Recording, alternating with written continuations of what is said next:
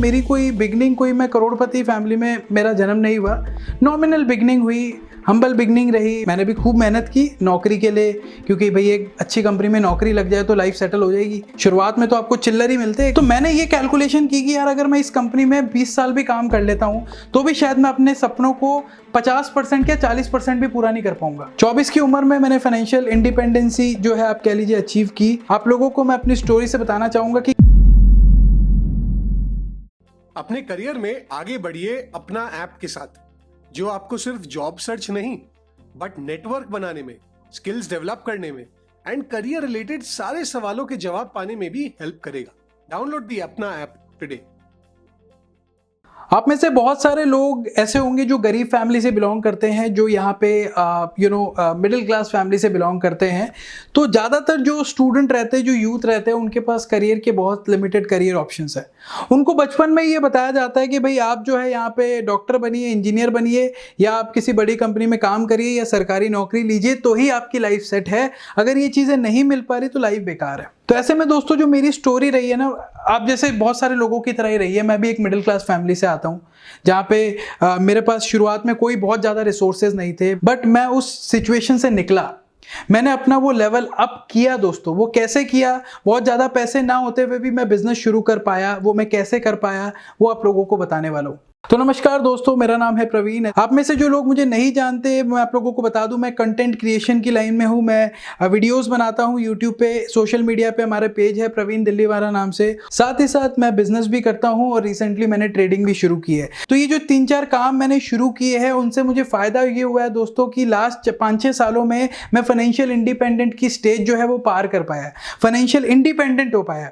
Financial independent दोस्तों वो stage होती है जहां पे आप लोगों को पैसे कमाने की जरूरत नहीं होती, क्योंकि जितने भी आपके खर्चे होते हैं लाइफ में वो आप ऑलरेडी कमा चुके हो। एग्जांपल देके समझाता हूं, आसानी से समझोगे, उसके बाद मैं अपनी स्टोरी पे आता हूं। दोस्तों मान लीजिए आपकी उम्र 20 साल है। आप लोगों को पता है कि हमारे देश में एवरेज लाइफ एक्सपेक्टेंसी कितनी है? 70 साल की। ज्यादा से ज्यादा लोग आप 70 साल जियोगे। तो आपको अपने आने वाले 50 साल की प्लानिंग करनी है। अगर आप 20 साल के हो तो आपने देखा कि भाई मेरे इस 50 साल में ये मेजर खर्चे हैं, ये चीज़ें मेरा जो है मंथली खर्चा होने वाला है। तो आपने कैलकुलेशन बैठाई, आपने देखा कि भाई महंगाई किस रफ्तार से बढ़ रही है, किस परसेंटेज से बढ़ रही है, उसको कैलकुलेट किया और आपने जो है मतलब एक फिगर निकाल लिया कि भाई इतने पैसों की ज़रूरत पड़ेगी फलाना मुझे आने वाली 50 साल की ज़िंदगी जीने के लिए, जिसमें आप घूमना फिरना सारे खर्चे इंक्लूड कर सकते हैं। थोड़ा सा लेंदी प्रोसेस है, 1-2 दिन बैठिएगा, आप पेन पेपर लेके आप लोगों को वो चीज़ फिगर निकल के आ जाएगी। जो भी लाइफस्टाइल आप जीना चाहते हैं उस हिसाब से आप अपने खर्चा निकाल सकते हैं।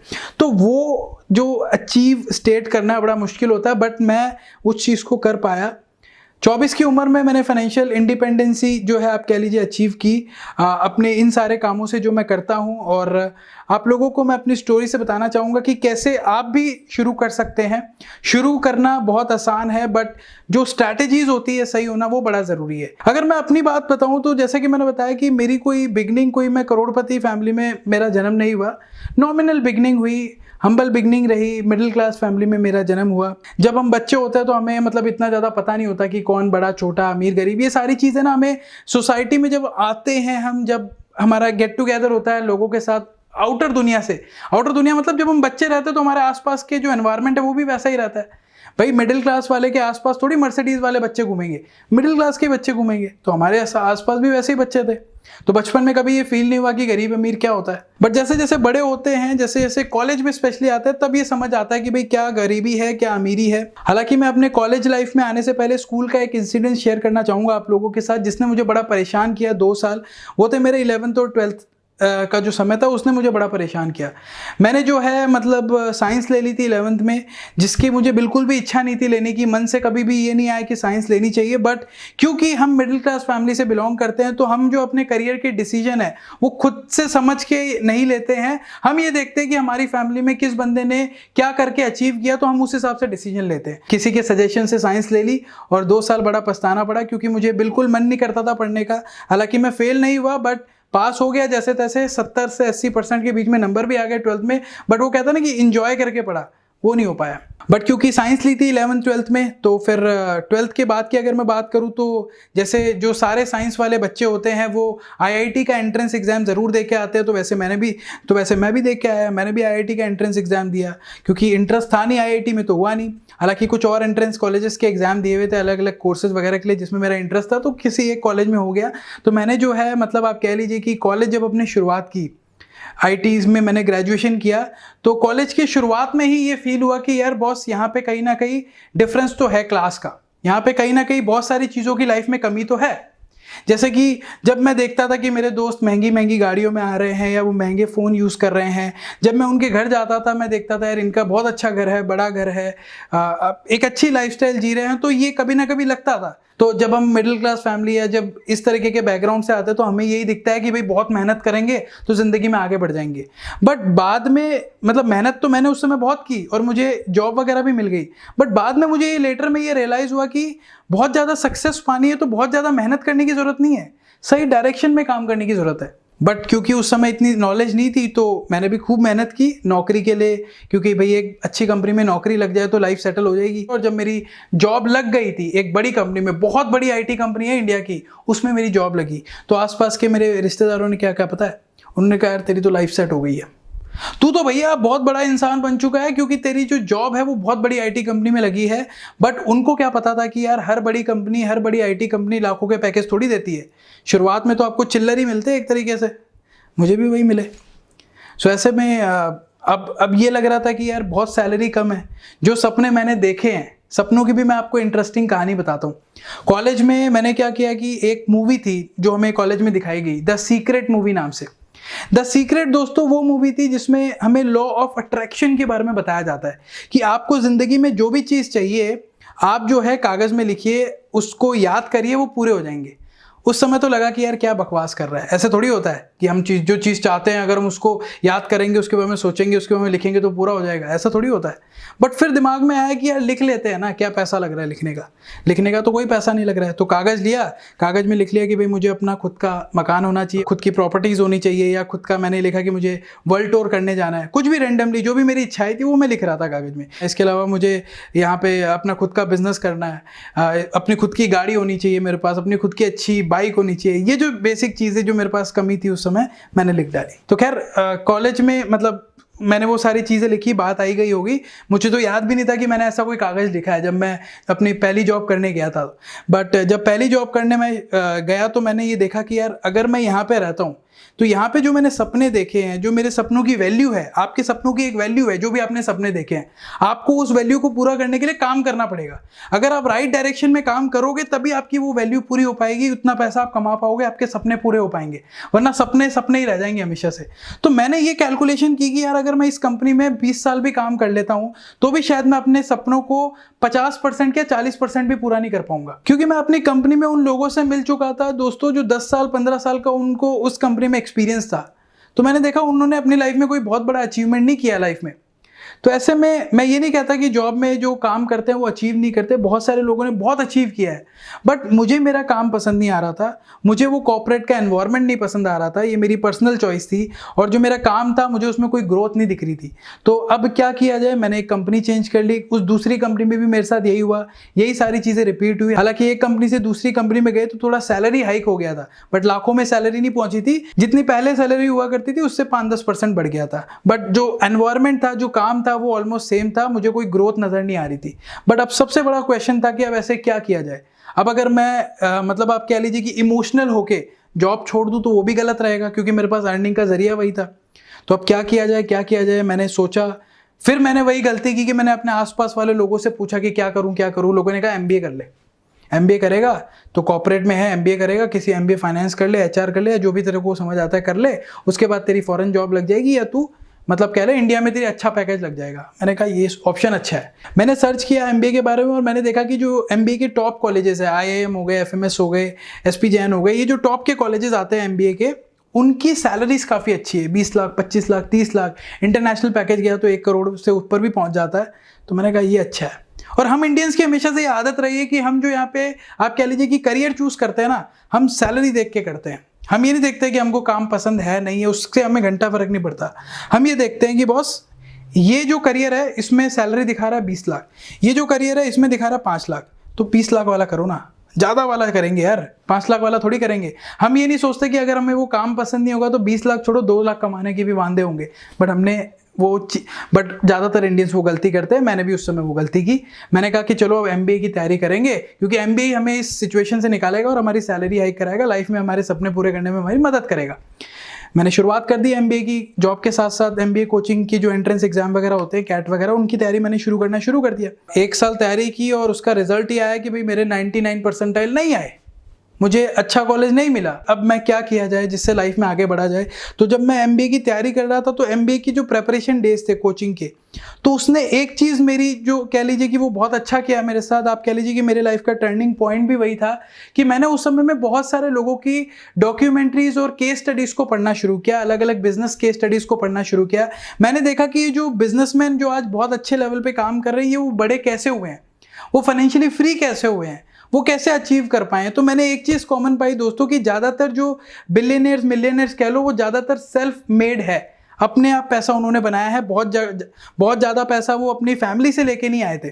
किसी ने गैरेज से शुरू किया है, किसी ने अपने फ्लैट के रूम से शुरू किया है, मतलब स्टार्टिंग सबकी हम्बल ही हुई थी, स्टार्टिंग सबकी छोटे से हुई थी। धीरू भाई अंबानी का आप देखिए कि आप कह लीजिए कि 30 गज का कुछ लगभग कमरा था, उनमें उन्होंने शुरुआत की। तो बहुत सारी केस स्टडीज पढ़ी, तो उस समय मुझे लगता है कि मेरा माइंडसेट जो चेंज हुआ, जो बिजनेस की तरफ इंक्लाइनमेंट हुआ, मेरा वहीं से हुआ।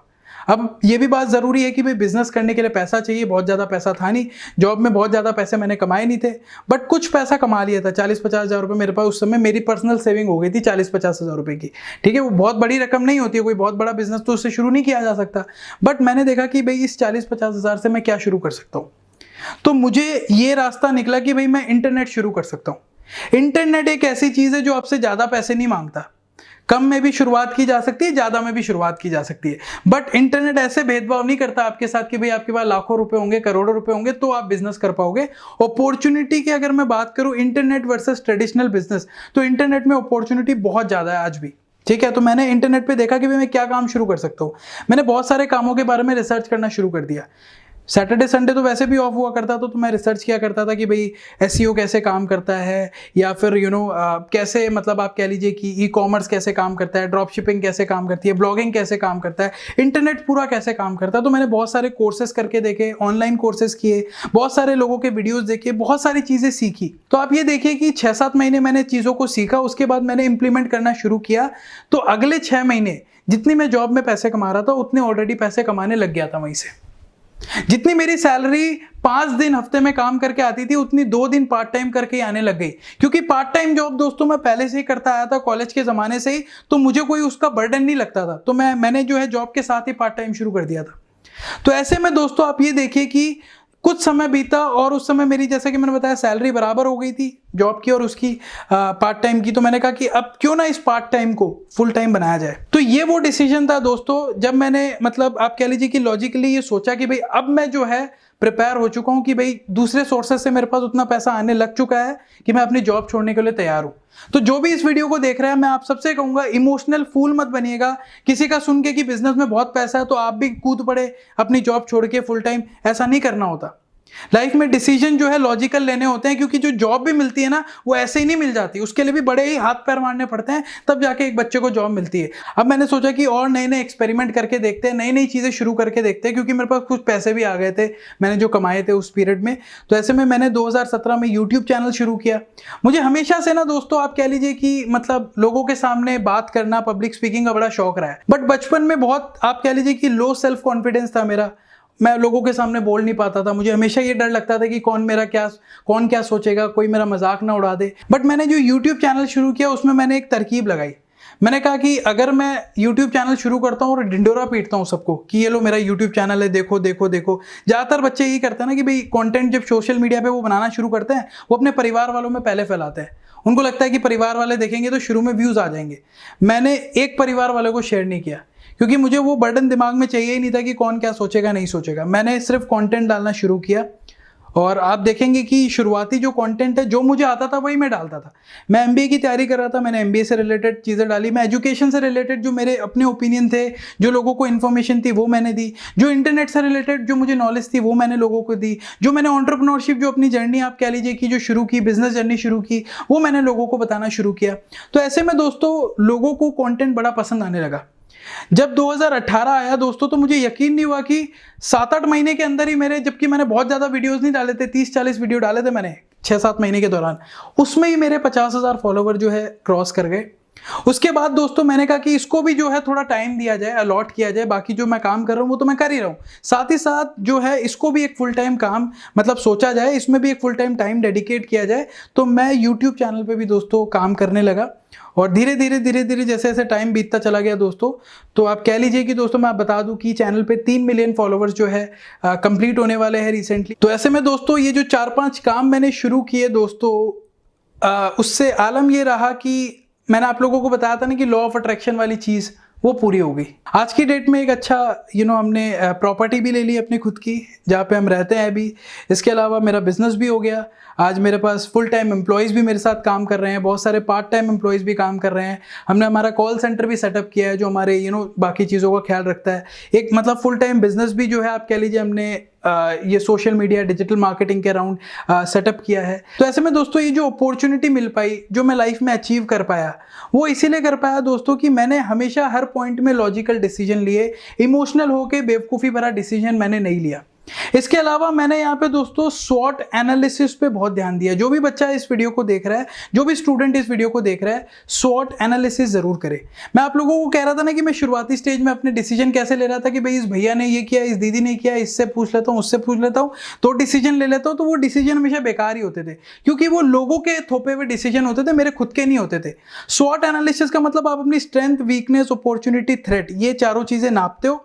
आप ये देखते हो कि भैया आपकी क्या स्ट्रेंथ है, आपकी क्या वीकनेस है, क्या अपॉर्चुनिटी है, क्या आपको खतरे हो सकते हैं, उस हिसाब से आप डिसीजन लेते हो। तो हमेशा जब भी कोई लाइफ में मेजर डिसीजन लेना हो तो अपना सॉर्ट कर लीजिए। सो ऐसे में इससे आपको ये पता लगेगा कि आपके लिए क्या सही है और क्या गलत है। इसके अलावा दोस्तों सबसे इंपॉर्टेंट चीज मैं बताऊंगा कि जिंदगी में ना सपने देखना मत छोड़ना। ये जो सपने हैं ना, यही आप लोगों को आगे ले जाएंगे। और जब ज्यादातर केसेस में ये होता है कि जो हम्बल बिगनिंग पुअर फैमिली से, गरीब फैमिली से आते हैं या मिडिल क्लास फैमिली से आते हैं, वो अपने सपनों को पहले ही मार देते हैं। उनके लाइफ में हमेशा यही रहता है कि भैया ये तो वही लोग कर सकते हैं, ये हमारे बस का नहीं है।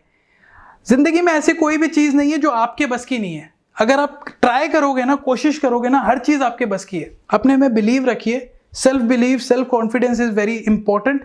साथ ही साथ नेसेयर्स जो होते हैं, जो लाइफ में आपकी नेगेटिविटी फैलाते हैं, जो छोटी सोच वाले लोग हैं, जो हमेशा कहते हैं कि ऐसा हो नहीं सकता, ऐसा होगा नहीं, तू बेकार है, तू बेवकूफ है, जो हमेशा नेगेटिव बातें करते हैं ना, उनको अपनी लाइफ से डिलीट कर दो। मैंने कर दिया था दोस्तों, और वही एक कारण है कि यहाँ पे मुझे आप कह लीजिए कि रिजल्ट्स जो मिले हैं कि मैंने अपनी लाइफ से नेगेटिविटी दूर कर दी थी। मैंने कहा मेरी जिंदगी में नेगेटिव लोगों के लिए जगह ही नहीं है, जिसको जो बोलता है बोलने दे। मैंने जो डिसीजन लिए थे दोस्तों, उसमें मुझे इतना यकीन था कि हाँ कुछ ना कुछ तो होगा। अब इतने लेवल का होगा नहीं होगा वो एक अलग बात है, बट हम कोशिश कर सकते हैं। कोशिश करना बड़ा इंपॉर्टेंट है। गीता में कहा गया है ना कि भी कर्म करो, फल की चिंता मत करो। बस इस छोटे से प्रिंसिपल को अपना लो, आपकी लाइफ चेंज हो जाएगी।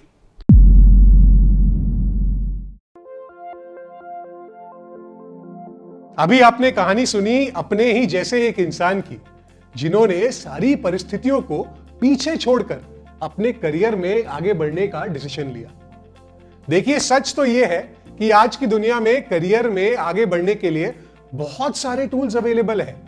चाहिए तो सिर्फ जज्बा कुछ कर दिखाने का। आज ऐसे ही एक टूल के बारे में मैं आपको बताना चाहूंगा, जिसका नाम है अपना ऐप। भारत का सबसे बेहतरीन career and job search app. 75 lakh से ज्यादा लोग इस ऐप को फ्री में यूज करके अपने करियर को बनाया है। तो आप भी इसका फायदा क्यों ना उठाएं? अपना ऐप पर आप डायरेक्टली अप्लाई कर सकते हैं लाखों जॉब्स के लिए, बिना कोई फीस या बिना कोई पेमेंट करे।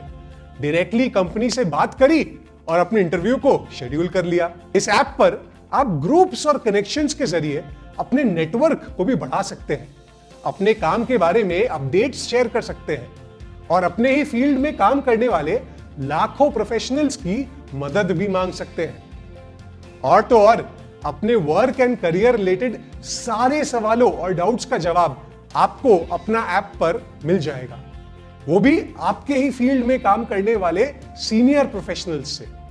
तो अब देर किस बात की, नीचे डिस्क्रिप्शन में दिए गए लिंक से आज ही डाउनलोड करें अपना ऐप और अपने करियर में सक्सेस के लिए तैयार हो जाए। एक चीज जरूर याद रखना, अभी ये ऐप भारत के 14 शहरों में उपलब्ध है। मुंबई, दिल्ली एनसीआर, अहमदाबाद, जयपुर, पुणे, बेंगलुरु, कोलकाता, लुधियाना, कानपुर, रांची, चंडीगढ़, सूरत, हैदराबाद और लखनऊ। जल्दी बाकी के शहरों में भी ये ऐप आपको मिल जाएगा।